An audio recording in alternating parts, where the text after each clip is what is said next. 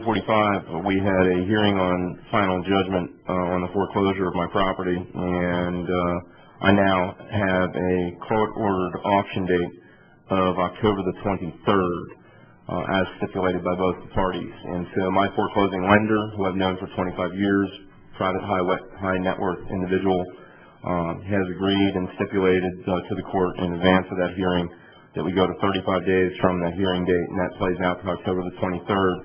And that allows for a city commission meeting on the 3rd and on the, I don't even want to say the 17th, because hurricanes, acts of God. If you've been here back to 04, you know that suddenly things happen and meetings are canceled, and I just don't want to see anybody run out of runway. So the more that we could accomplish leading into the 3rd, the better. As I understand it, the appraisal, and I spent probably about a solid part of an hour with the appraiser, the MAI appraiser who was hired and has been retained by the city. I was on the phone with him yesterday afternoon, just prior to the summary judgment hearing and how to go to. And he feels rather confident he's going to be able to get back a body of work under his seal and his signature by the end of next week. He kind of laughed about the timeline and everything, but he said it was a doable thing. And I think that's what's been conveyed to staff too, is that they're going to be able to bring back something.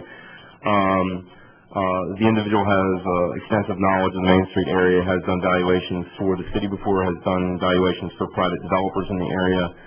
Their breadth of knowledge is pretty good, and I feel rather confident that we're going to get to the number that we previously discussed at the last meeting without any problem at all. And in fact, and we'll leave it at that. I mean, appraisers will never, if I understand correctly, appraisers a lot of time will not value above what something can be bought for if you get an appraisal on something. They're going to give you what you need and hit that number, and then you've got it. If I could make a mention with regard to the title issue, this property has been vetted by at least 3 title policies, two of them with Prosperity Bank previously, and the current title policy is with American Pioneer Title, 37 pages, and the survey work was done by John Mateka, who is third-generation surveyor on the beach side. Family's well known and is very experienced in understanding some of those older subdivisions that are over on the beach side. And so I got great confidence after I spoke with council in Winter Park today that we can figure out this 7.5 feet by 20 feet. I mean, we're going to figure this out, and I've got a policy that if I need to go to get this thing cleared up, I feel pretty confident that the current policy as it's written is going to be able to, for me to be able to deliver clean title. And in a conversation with the person that wrote that policy originally out of Miami 2 years ago, the one that currently is in effect for the current lender, she tells me she can update that policy in 2 to 3 days. So, I mean, I feel pretty comfortable about where we are. What I brought with me in my bucket of information, it's really interesting.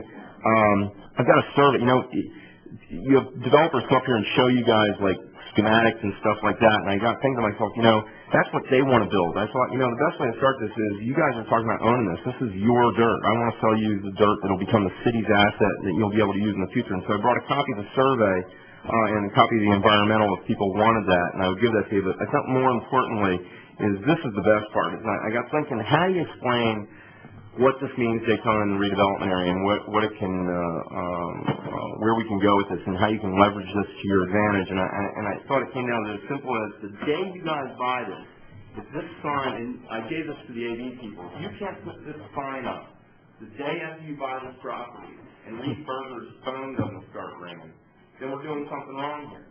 I mean, this is the idea, is if you guys take ownership of this asset, and there it is on the screen, you put that up on the billboard sign on the property. Anybody that's looking at the streamline or considering investing in that area is going to go, you know, I do this, but I need that dirt. And maybe they start coming to the city and saying, I'm interested in investing in Daytona.